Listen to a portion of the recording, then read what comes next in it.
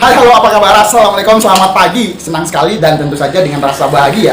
Setiap kali membuat konten di kanal Deddy Sapa Teman ini, rasa senang bisa menampilkan, memberitakan, menginformasikan untuk teman-teman kabar-kabar dari olahraga, baik olahraga nasional, serba-serbi olahraga internasional. Kita senang dan bahagia, sekaligus bersemangat untuk mengabarkan. Apalagi hari ini sudah separuh perjalanan gelaran Piala Dunia edisi 2026 dan kita sudah sama tahu dan menyaksikan tim-tim raksasa sepak bola saling sikat di babak 32 besar, babak knockout.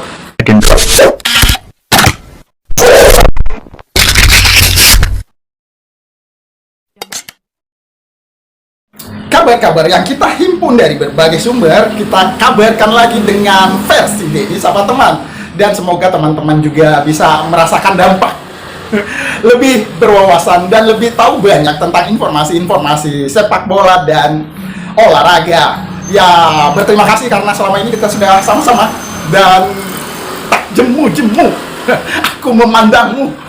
Ya, gelaran Piala Dunia ini sudah memasuki babak 32 besar. Saat kita membuat konten ini sedang berlangsung pertandingan antara raksasa sepak bola dari kincir angin, tim Orange Belanda menghadapi Singa dari Afrika, Maroko. Dan sudah 3 pertandingan digelar sampai hari ini. Ya, kita berharap ada salah satu tim Asia yang bisa lolos ke partai 16 besar pun ke 8 besar sampai ke babak semifinal. Tapi ternyata andalan kita, tim Samurai Biru Jepang, dikalahkan oleh Brazil dengan skor 2-1. Pertandingan sebelumnya juga ada Afrika Selatan ditekuk oleh Kanada dengan skor tipis yang menyakitkan 1-0. Sampai pertandingan keempat ini kita berkeyakinan bahwa Piala Dunia ini akan dimenangkan oleh tim dari Eropa. Yakin itu? Kalau kita melihat di babak knockout ini, sudah ada 3 tim dari benua Amerika.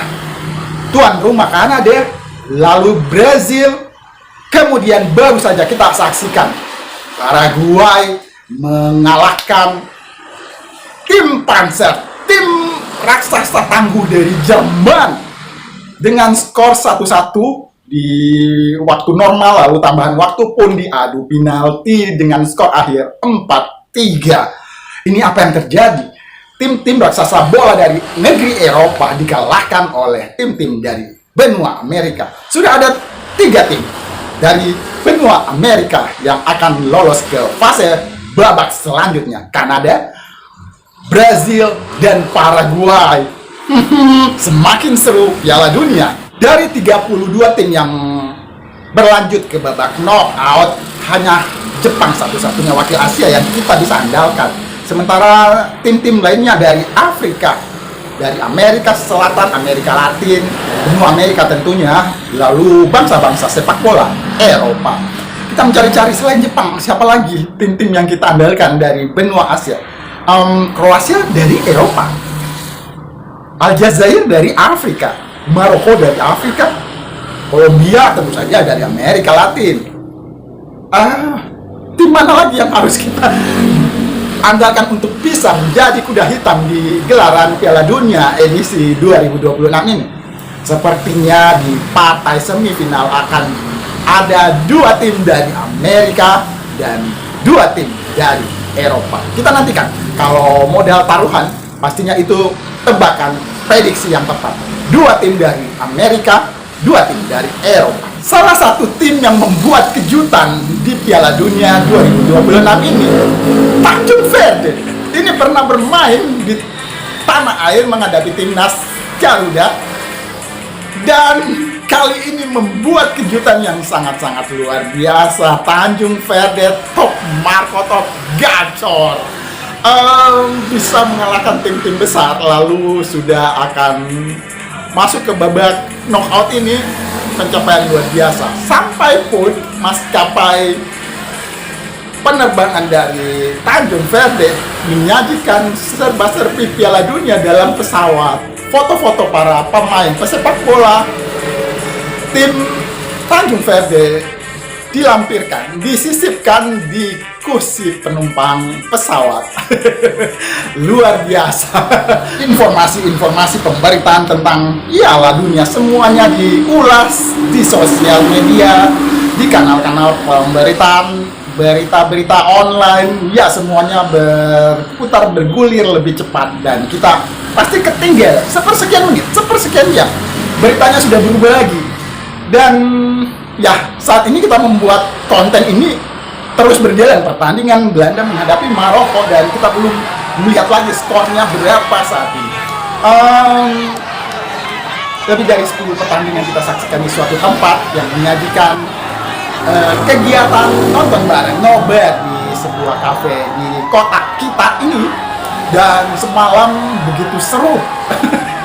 Ini pencapaian atau memecahkan rekor penonton terbanyak setelah pertandingan Argentina di babak fase grup. Pertandingan Brazil menghadapi Jepang semalam, penontonnya membludak sampai sebagian badan jalan tertutupi oleh motor-motor parkir. Untunglah saat tayangan di layar kaca masih pada pukul orang-orang pada tidur juga, jadi belum banyak kendaraan berseliweran. Dan kita lihat lagi nih keseruan nonton bareng semalam. Ini dia liputan sambil mata mengantuk. Ini, nah, dan ada banyak hal-hal yang mungkin kita sudah bukan umur karena kita nggak seumuran. Kalau rata-rata penonton yang sama-sama kita menyaksikan lewat nobar di layar platform TV layar besar, usia produktif usia dari 10 tahun sampai 40 tahun, dan di antara yang paling banyak berusia 15 sampai 25 tahun. Apa yang terjadi?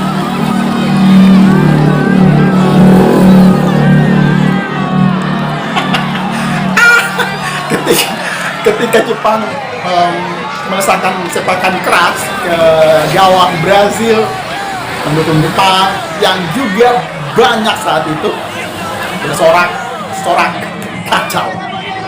Begitupun ketika Brazil menyamakan kedudukan 1-1, sorak-sorak lebih kacau lagi.